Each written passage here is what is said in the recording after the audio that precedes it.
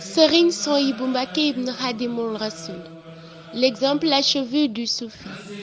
Les fils du fondateur du mouridisme ont reçu en héritage spirituel de Serigne Touba, chacun en ce qui concerne un aspect particulier du cheikh. Si Serigne Fallou était distingué de par sa sobriété et son caractère de talibé, Serigne Abdoul Ahad comme pionnier de l'assainissement, Serigne Abdou Khadr par son majestueux magistère à l'imam. Serigne Souhaïbou Mbacké, quant à lui, était le véritable gardien de l'orthodoxie mouride. En fait, Serigne Souhaïbou Mbacké, Abou Madiyana, comme l'appelaient d'autres encore, peut être classé parmi ces grands saints et serviteurs de Dieu, auxquels Khadimoul Rassoul fait allusion en ces termes. Ô douleur, cette peine qui frappe mon âme par la perte d'éminents saints, qui ont quitté ce monde vers un Seigneur qui les a appelés aux délices du paradis. Les nuits aussi bien que les mois, les pleurs de même que le soir, et le matin avec douleur. Pour quel boucaou faut-il les pleurer? Nul ne doute que Serigne Souhaïbou Mbacké fait partie des illustres chevaliers de l'islam que la terre, les cieux et le temps pleurent, car ils n'abriteront plus ses actes de dévotion. Serigne Souhaïbou Mbacké Abou Madiyana est le frère cadet de Cheikh Abdoul Ahad Mbacké, troisième khalife de Khadimoul Rassoul. En effet, ce pieux chevalier de l'islam est fils de Cheikh Ahmadou Bamba et la vertueuse Sokhna Mariama Diakhaté est sa mère. Il est venu au monde au 5e jour du mois de Ramadan de l'an 1918. Grand érudit et éducateur, il est très attaché à Cheikhoul Khadim et à sa famille. Le père de Serigne Cheikh Say Mbacké, son actuel khalife, était surtout connu pour son franc-parler, son objectivité et son respect scrupuleux des prescriptions du Coran et de la tradition authentique.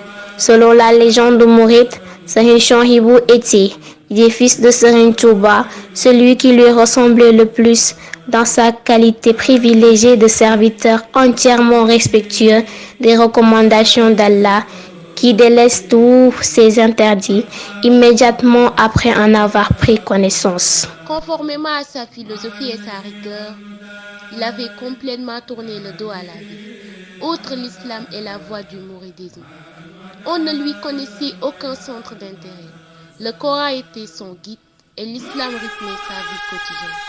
Proche des fidèles, il lui arrivait, bien que quasiment, de rendre visite nuitamment et dans la plus grande discrétion aux malades, de présenter ses condoléances ou de prier pour les morts dans les cimetières. Magnanime, il rendait d'énormes services aux fidèles.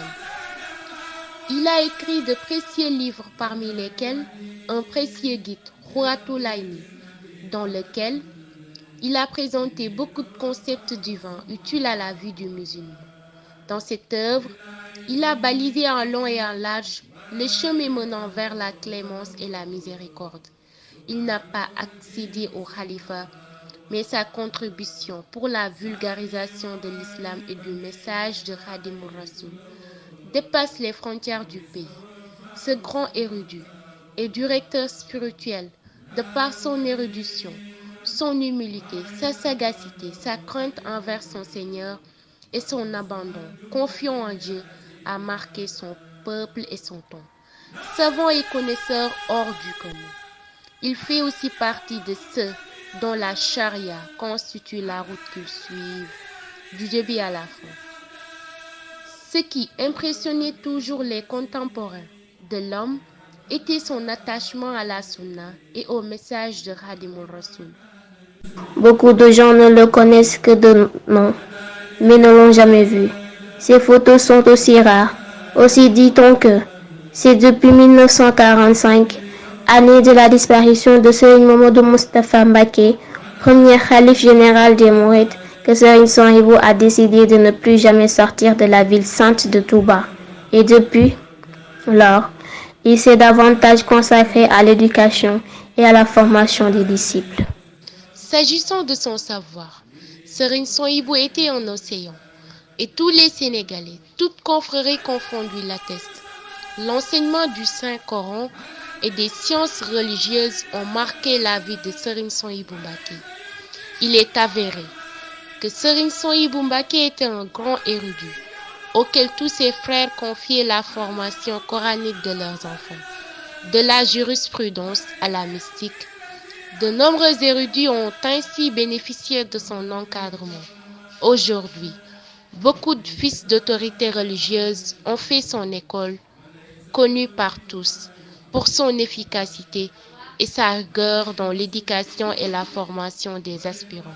Cette école jusqu'à présent entretenue par ses illustres fils est connue par tous, surtout sur le plan de la pédagogie.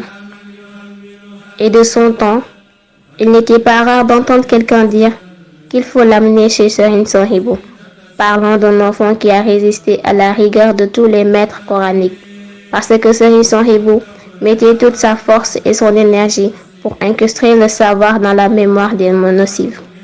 Pourtant, ceci n'empêchait pas Serigne Souhaïbou, qui aimait beaucoup le travail, d'entretenir les grands domaines agricoles. Il a été rappelé à Dieu en 1991. Son mausolée se trouve à Darou Khoudoss.